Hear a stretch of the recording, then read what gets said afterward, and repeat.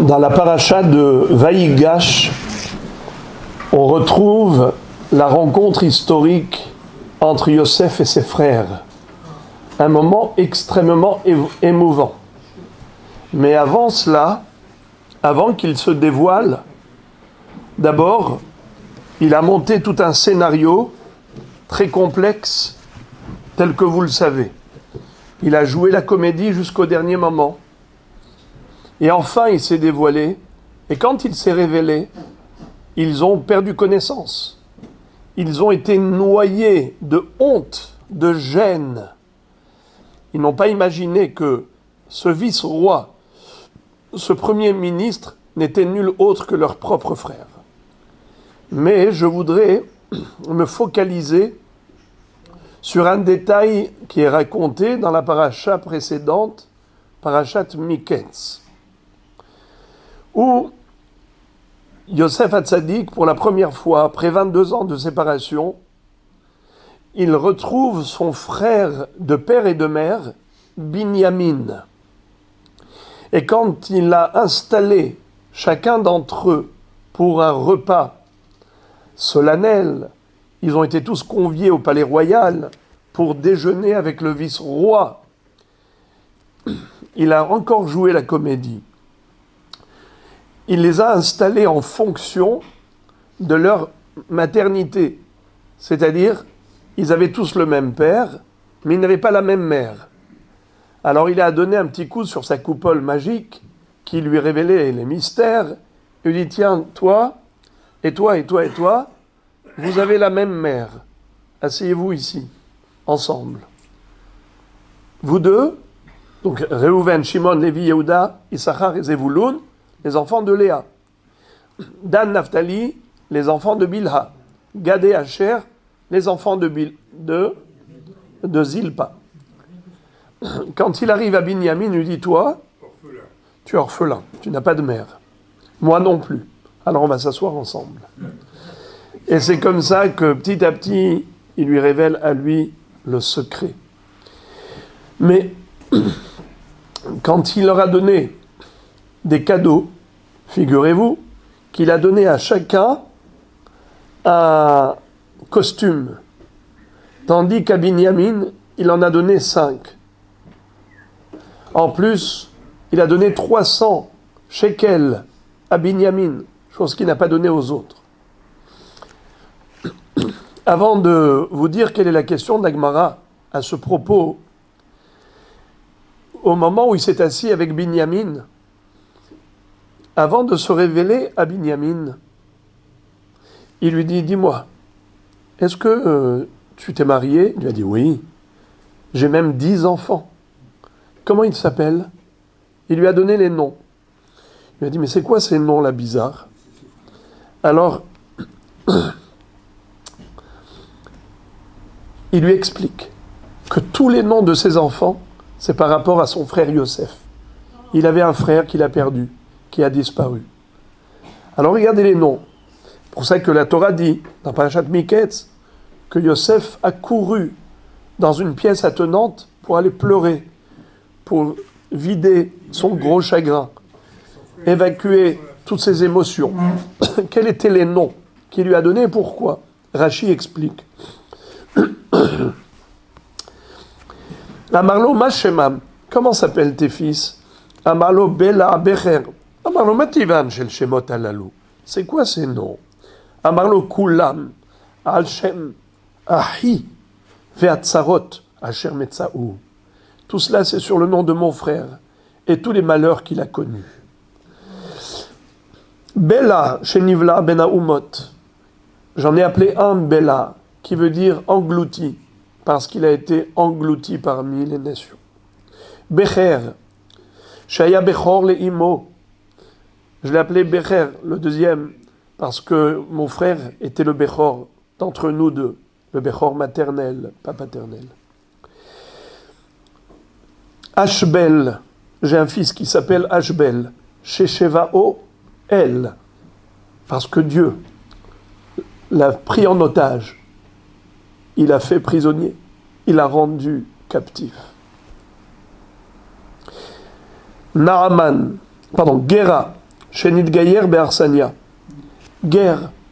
Il a été étranger, là où il était. Il est toujours certainement étranger, là où il se trouve. Guerre. Naaman. She'aya Na'im Beyoter.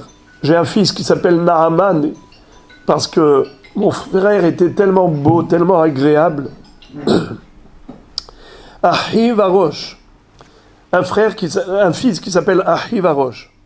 Parce que mon frère, Ahihaya Veroshiaya. C'était mon frère, c'était ma tête. Moupim. Mipi Avi Lamad. J'ai un fils qui s'appelle Moupim. Parce que mon frère, il a étudié la Torah chez mon père. Toute la Torah de Shem et de Hever, il lui a enseigné. Hupim. Hupim, c'est Hupa au pluriel. Chez Lora Hupati. Veloraiti Ani Hupato. Lui, il n'a pas vu ma Hupa. Moi, je n'ai pas vu la sienne. Va'ard. Chez Yarad et Ben Aoumot. J'ai un fils qui s'appelle Ard. Parce que Yarad, les Ben Aoumot, il est descendu d'Eretz Israël, exilé parmi les nations. Miyad, immédiatement, Yosef a éclaté en sanglots. Il s'agissait de lui, de lui-même. Alors, quand il va offrir un cadeau, il va offrir un seul costume à chacun d'entre eux, mais 5 à Binyamin. Hamesh halifot semalot. Et en plus, shlosh meot kesef. Et la Gemara dans ma Masechet Megillah pose une question très forte. Elle dit, on le sait que il ne faut jamais faire de différence entre les enfants. Lorsque Yaakov a donné une kétonet passim, il a offert cette tunique à Yosef en plus de ses frères, eh bien, ils ont été tous jaloux, n'est-ce pas? De là, on apprend qu'il ne faut jamais faire de différence. Quand tu établis un distinguo, eh bien, il y en a qui se sentent frustrés. La galoute a commencé avec ça. Alors, la Gemara pose la question, elle dit quelque chose de très beau. Ul Binyamin Natan Hamesh Halifot, Efshar, Davar Shenitztaer Bo Totzadik Ikashel Bo. Est-ce possible de refaire la même erreur? Lui, Yosef, a été victime de cette jalousie. Comment il sème à nouveau la jalousie entre ses frères? Il donne 5 costumes à Binyamin. Mais ses frères, encore une fois, vont jalouser le favorite. De'amar Rav Chama, De'amar Rava bar Machassia Rav Chama bar Guria Marav, Bishvil Mishkal Shne Slahim Elad Shosif Yakol Yosef, Mishar Echad Nitgalgel Adavar Veyardu Avotenu Lemitzraim. À cause de quelques grammes de soie, de laine, de la tunique, de la kétonet passim. Alors on est descendu en Égypte, il y a eu la galoute. Alors, Yosef recommence la même erreur. Et là, Amarabi Binyamin bar Yefet, Remez Ramazlo, She'atid ben latzet mimenu, She'yetze milifnei hamelech, Behamisha levushe malchut. En fait, il a voulu lui faire un remez, une allusion, que lui, Binyamin, va avoir un descendant qui se nommera Mordechai Hatzadik.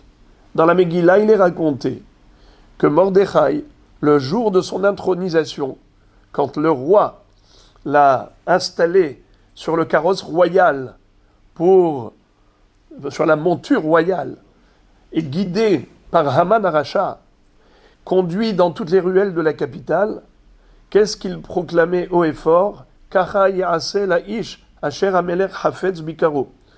Ainsi méritera l'homme que le roi veut honorer. Mais il est dit de lui qu'il portait 5 vêtements royaux. Ou Mordechai yatsa milifnei hamelech bilvush malchut techelet vachur va'ateret zahav gedola. Il est sorti avec un levouche malchut. Et donc on a ici 5 vêtements de royauté.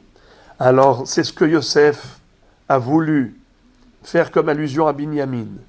il lui a dit, tu mériteras d'avoir un fils qui sortira de devant le roi Ahashverosh avec 5 levouchés malchut, 5 vêtements royaux. Alors Moray Rabotai, le Gaon de Vilna, pose une question.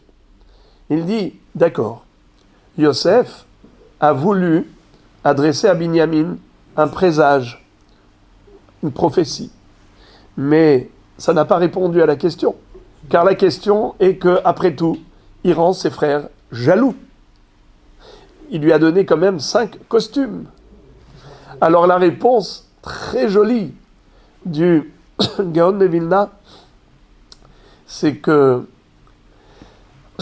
Yosef a donné, certes, 5 vêtements à Binyamin, mais ils avaient la même valeur qu'un costume des frères.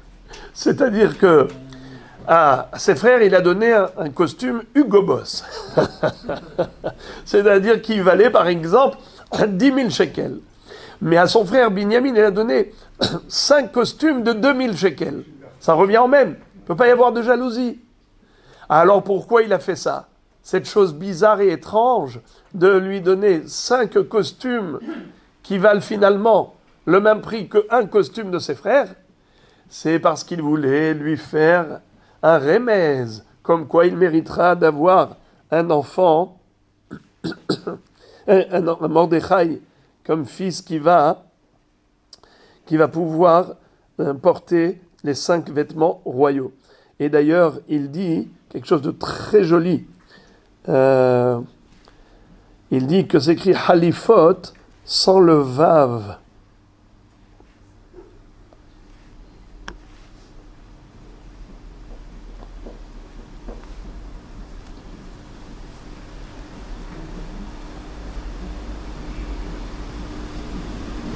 Excusez-moi.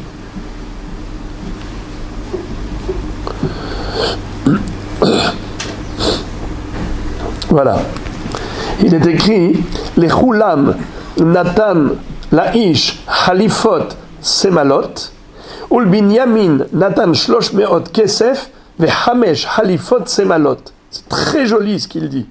Il dit que Halifa, qui veut dire un costume, alors il a donné à chacun Halifot Semalot.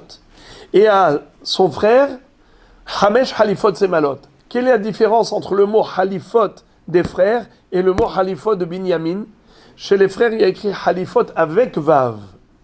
Parce que c'était une Halifa de bonne qualité.